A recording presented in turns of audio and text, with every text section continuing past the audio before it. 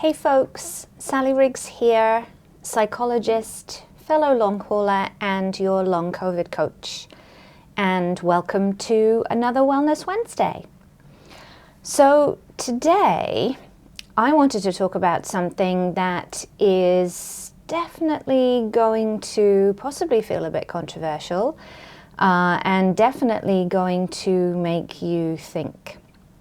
So you have heard me talk a lot about polyvagal theory, how we have 3 levels in our nervous system, rest and digest at the top, sometimes known as ventral vagal, fight or flight in the middle, sometimes known as sympathetic, and shutdown or immobilization, or some people call it the freeze response, and officially known as dorsal vagal. And I know that you've also heard me talk about how in long COVID, due to all of the things that are happening, we spend the majority of our time in shutdown, immobilization, or the freeze response. And sometimes when we have a little bit of energy, we get up to fight or flight, and then that becomes overwhelming and we come right back down again into immobilization. Now, what I wanted to talk about today, which may sound a little bit controversial because most of us want to get out of immobilization, and the sense that we get of the work that we need to do with our nervous system is about getting out of immobilization. However, and this is something that has taken me many months to learn and fully grasp and appreciate and then begin to implement in my own nervous system. All 3 states are functional. The reason why we have 3 states in our nervous system is not because one of them messed up and we got stuck with it. They are all there for a reason. And when we are in immobilization, shutdown, the freeze response, we need to let that whole process move through and dissipate before we can come back up again. And this may sound odd because you desperately want to come back up to rest and digest, and we worry that we're going to get stuck in immobilization, that we are going to get diagnosed with ME/CFS, that this will come on for years and years and years and there won't be any way out. It's very easy when we're in that shutdown state to catastrophize and to feel hopeless. And many of us, as we know, kind of through a lot of things that we've talked about already, and definitely myself included, spent our lifetimes pre-COVID far too much in sympathetic activation, and oftentimes then also in shutdown when things just got too much. And certainly myself, and I know many friends too, periodically once in a while would just have a whole weekend in bed to catch up on the recovery because our bodies had shut down from too much sympathetic activation. Now, the principle that I'm talking about today is if these 3 states are functional and they serve a purpose, when we try desperately to fight against immobilization and get out of it, we are not allowing our bodies to complete that full cycle and to let things dissipate in our bodies. And when I was learning about this idea, it reminded me very much of what I know about anxiety. I've been a psychologist for 20 plus years now, and we talk a lot about anxiety with patients, and this idea that anxiety cannot go up infinitely. It cannot make your head explode, it cannot give you a stroke, it cannot give you a heart attack, and that anxiety pretty much follows the normal distribution curve where it goes up, it peaks, and it comes back down again. And yet, if we leave it when it's not coming back down again, we're reinforcing the anxiety so that when we go back into that same situation again, we start at that higher point and then it goes up higher to peak, etc., etc. And so one of the things that we do with anxiety is really encouraging people to hang in there. Anxiety has a maximum life of about 40 minutes, 20 minutes to the peak and then back down the other side. And if you can just hang in there past 25 minutes where it starts to come down, then you are stopping it from being reinforced. And a very similar principle applies with immobilization or the freeze response. That if we don't allow the cycle to complete itself, if we fight against it, desperately clawing our way back up to sympathetic, we are actually reinforcing that process and making it much more likely that in the future it's going to grab us and pull us back down. Now, this sounds kind of scary when I first talk about it. Wait, what? I'm supposed to hang out in immobilization? I don't know how long it's going to take to finish. What are you suggesting? And it is a little bit scary. What I would say for those of you who are still in the space where most of your time is shut down or immobilization, actually what I'm suggesting isn't so bad. What I'm suggesting is that you surrender to that process. Stop fighting it, stop trying to claw your way out of it, and let the process run its course. And what we can do in that state is support our nervous system so that the immobilization can run through. And basically what our bodies are needing is to collapse long enough that the energy then begins to come back up again. And it sounds very odd. Wait a second, long COVID, I don't have any energy. Energy's not going to come back up again.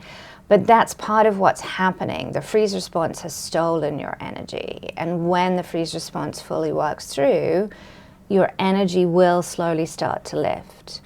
So if you are someone who is pretty much mostly in shutdown right now, your job is to lean into that.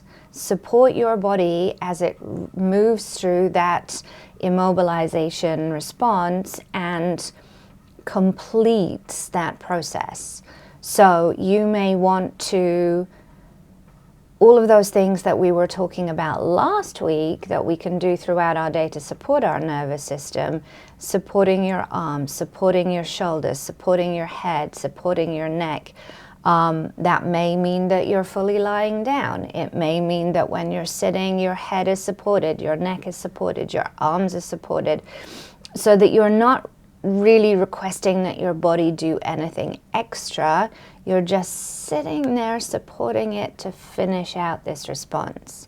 Leaning into that process, accepting that process, which I know is really hard to do when we're in immobilization.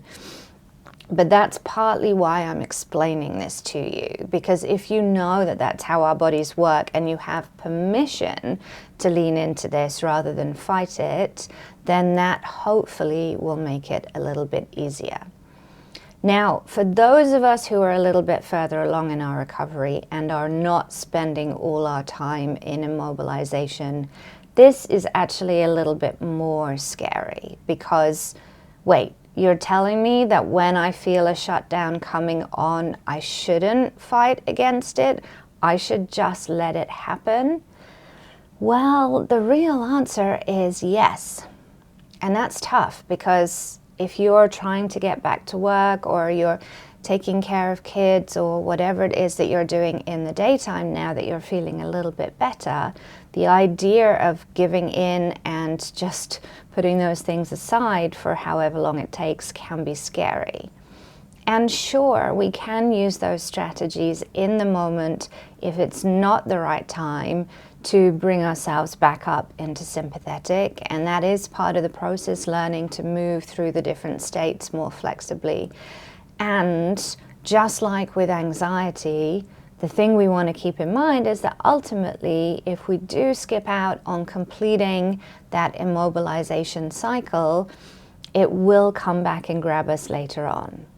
So absolutely fine if it's not convenient in that moment, but being mindful that part of this is learning to teach your body that immobilization is okay and that you can get out of it and that it's not something to catastrophize or panic about. So if you feel yourself going into shutdown on a Monday and you're thinking, I've got so much to do today, I can't possibly do this, that is okay. Just keep in mind that maybe you want to get Saturday blocked off on your calendar so that you can make it through the week using those strategies to keep your nervous system a little bit more elevated. And then when it comes to Saturday, you can just let that freeze response fully take over and run through its cycle. And that may mean that you have a duvet day, as we call them in the UK. A mental health day where you're in bed and you're under the comforter or the duvet and you just let yourself go through the freeze response. And that's certainly how I have approached each time I've had the vaccine. I've blocked out 72 hours, made sure that I have the right kind of foods in the house, and then just given myself time in bed to let that horrible process run through. And it's the same kind of principle. So part of what we're doing here, and I really want to emphasize that I wholeheartedly agree that it's scary and it's terrifying, and I am definitely still at the place where I start to go into shutdown. I'm like, oh no, can't do this right now, and try and pull myself out a little bit, especially if I've got key things that are going on at that time. And yet we all want to keep in mind that part of what we're learning to do here is teaching our bodies that the freeze response, that the shutdown, that the immobilization is okay. Because once we do that, we cannot possibly get stuck in immobilization in our future. And so that thing that we're fearing and that we're catastrophizing about, oh my goodness, I'm never going to get out of this, cannot possibly be true. That as we teach our bodies the way to move through that process and to complete the cycle, we get back the power. We get back the knowledge of how our bodies work, the little signs and the signals that were coming out, and how the process works for us. And once we've mastered that, then we've never got anything to fear ever again. And that is a phenomenal place to be. So a little bit of a challenging one for you today, but something to be thinking about. If you are someone who is pretty much in shutdown most of the time, lean into it as much as you can. What can you learn about your body and this process? How does your body complete this cycle and come back up again? Because it will if you let it.